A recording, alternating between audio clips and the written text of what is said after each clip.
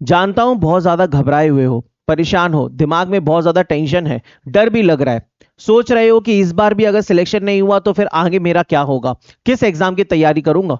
लेकिन मेरे दोस्त, ये सभी की सभी आपके मन में पेपर से पहले आने वाली नेगेटिविटी है। और ये सिर्फ आपके दिमाग में नहीं, जब मैं अपना एसएससी जेई का पेपर देने जा रहा था तो मेरे दिमाग में भी ये सब नेगेटिविटी ही थी।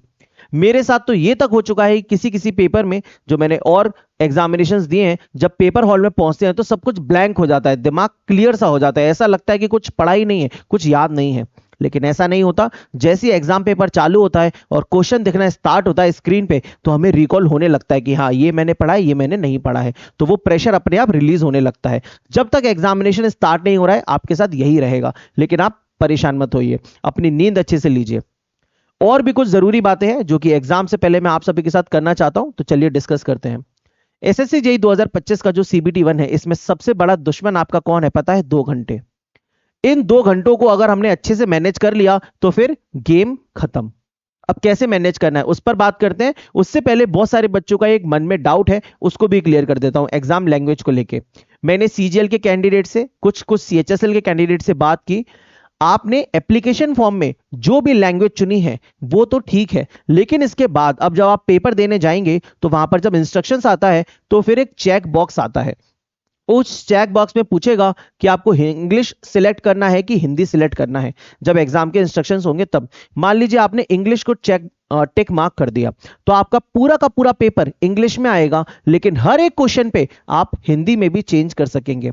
मान लीजिए आपने इंग्लिश सिलेक्ट नहीं किया, आपने पेपर स्टार्ट होने से पहले हिंदी को सिलेक्ट कर लिया, तो जब हिंदी सिलेक्ट करेंगे तो पूरे पेपर में क्वेश्चंस हिंदी में आएंगे, लेकिन आप हर एक क्वेश्चन को इंग्लिश में भी कन्वर्ट करके देख सकते हो। तो जैसे बहुत सारे बच्चे हैं जो टेक्निकल इंग्लिश में लेकिन जीके जीएस हिंदी में करते हैं, तो आप लोग इंग्लिश चुनिएगा, जिससे आपका रीजनिंग और टेक्निकल पहले इंग्लिश में ओवर हो जाए और फिर लास्ट में जब जीके के क्वेश्चंस अटेम्प्ट करेंगे तो हर एक क्वेश्चन को हिंदी में कन्वर्ट करके देख सके। ठीक है, तो आपको समझ में आ गया, इंग्लिश हिंदी बाइलिंगुअल ऑप्शन रहेगा। आप लोग इंग्लिश भी चुन सकते हैं, हिंदी भी चुन सकते हैं, फिर बाद में पेपर में सारे क्वेश्चंस वही आएंगे, लेकिन हर क्वेश्चन को फिर कन्वर्ट करके देखना होगा। ये क्लियर है? दूसरी चीज, पेपर कैसे अटेम्प्ट करना है, बहुत ही ज्यादा जरूरी है। मैंने जैसे पेपर अटेम्प्ट किया था और बहुत सारे बच्चे जैसे पेपर अटेम्प्ट करते हैं, वो रीजनिंग में पहले घुसते हैं। जब रीजनिंग में पहले घुसते हैं तो 25 से 30 मिनट के अंदर मैक्स टू मैक्स हमें रीजनिंग के जितने भी क्वेश्चंस बन सके उनको बना लेना है। अगर आपने 40-45 मिनट रीजनिंग में खर्च कर दिए जिससे कि आपके सारे क्वेश्चंस बन जाए, तो आपका टेक्निकल छूटना ही छूटना है। 30 मिनट से ज्यादा रीजनिंग में नहीं लगना चाहिए। ठीक है, इससे ज्यादा समय स्पेंड मत करना।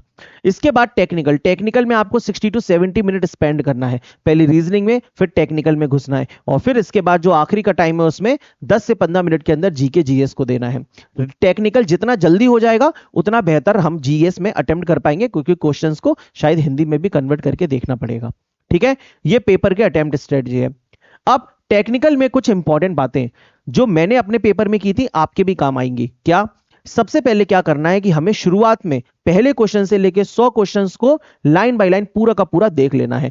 तो attempt, go through all question, और अटेम्प्ट करना है इजी वन लाइनर क्वेश्चंस को, जो मान लीजिए एकदम वन लाइनर टाइप के क्वेश्चंस है, उनका आंसर टिक करते जाइए सही सही सही।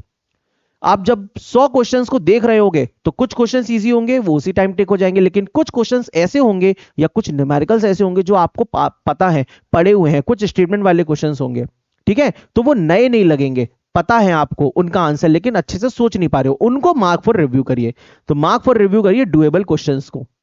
और जो न्यूमेरिकल बहुत ज्यादा बड़ा दिखे, या फिर एकदम से ऑप्शंस बहुत ज्यादा पास में हो न्यूमेरिकल के, या फिर ऐसा ही कोई चीज लिखी है जो आपने कभी जिंदगी में पढ़ी ही नहीं है, उनको सीधे के सीधे लीव कर दीजिए।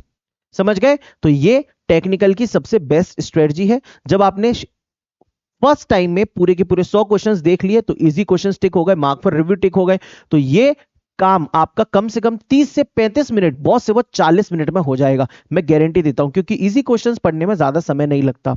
उसके बाद जो रिमेनिंग आपके पास 60-70 मिनट में से 20-30 मिनट है, उसमें आप आराम से टेक्निकल को सॉल्व करिए। अगर रीजनिंग का कुछ बच गया है तो उसको करिए, लेकिन टेक्निकल की शुरुआत में सारे के सारे क्वेश्चन जरूर देख लीजिएगा। ऐसा नहीं है कि लाइन से मैं क्वेश्चन बनाऊंगा, इतना हाई कॉन्फिडेंस, तो जब लाइन से क्वेश्चन बनाने जाओगे तो लास्ट में क्वेश्चन छूटने ही छूटने हैं, वो वाली गलती बिल्कुल मत करिएगा। जीके जीएस का मेरे दोस्त इस तरीके का है कि भाई देखिए, जीके जीएस आपके प्रैक्टिस पे डिपेंड करता है और कहीं ना कहीं पेपर में क्वेश्चंस कैसे आएंगे। सीजीएल में बहुत ज्यादा टफ आ गए थे, लेकिन सीएचएसएल में वन लाइनर टाइप के आ रहे थे। अब क्या हो रहा है कि भाई पेपर में कुछ ना कुछ क्वेश्चंस 10 से 15 तो ऐसे होंगे जो आप आसानी से अटेम्प्ट कर सकते हैं, तो उन क्वेश्चन को बिल्कुल सही से कर दीजिएगा। और फिर अगर तुक्का लगा रहे हैं जीएस के अंदर, मान लीजिए 20 क्वेश्चन में हमने सब में सेम ऑप्शन टिक कर दिया, सब में सेम ऑप्शन टिक कर दिया, उसमें से 5 क्वेश्चन सही निकल गए, लेकिन 15 क्वेश्चन गलत हो गए, तो फिर 15 क्वेश्चन की नेगेटिव मार्किंग 4 नंबर हो गई, तो फिर वो ले दे के कहीं ना कहीं मामला वहीं आ जाएगा। तो जीके जीएस इसीलिए देख के करिएगा और ओवर अटेम्प्ट बिल्कुल मत करिएगा।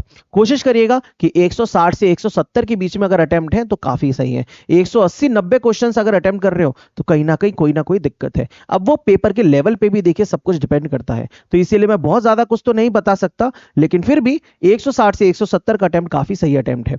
तो टेक्निकल के अंदर क्वेश्चंस रीडिंग पर आप बिल्कुल ध्यान दीजिएगा, अच्छे से अटेम्प्ट करिएगा। जो वन लाइनर टाइप के क्वेश्चन है, इजी क्वेश्चन मैं बोल रहा हूं उनको मेरे दोस्त, इजी तो ठीक है लेकिन ऐसा नहीं है कि भाई सीधे सीधे अटेम्प्ट कर दे बिना कुछ सोचे, ध्यान से पढ़िएगा। कभी कभार हमारा माइंड आउट ऑफ फोकस हो जाता है, हम इनको ऑन एट को दा पता नहीं क्या क्या पढ़ लेते हैं, नॉट ट्रू को ट्रू पढ़ लेते हैं, इनकरेक्ट को करेक्ट पढ़ लेते हैं। तो वो वाली चीज जो है ना कि which of the following is not the disadvantage, which of the following is not correct, तो इन चीजों पे थोड़ा सा फोकस करिएगा। ठीक है, स्टेटमेंट वाले क्वेश्चंस में ऑप्शन एलिमिनेशन टेक्निक से हमें घुसना रहेगा। क्लियर है?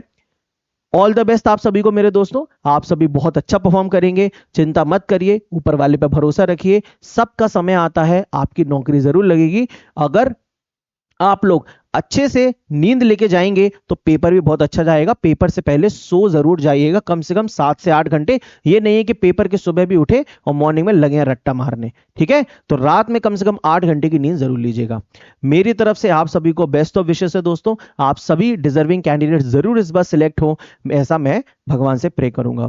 थैंक यू सो मच आप सभी को दोस्तों, वीडियो अच्छी लगी है तो लाइक जरूर कर दीजिएगा। मिलता हूं आप सभी से बहुत जल्दी। Thank you.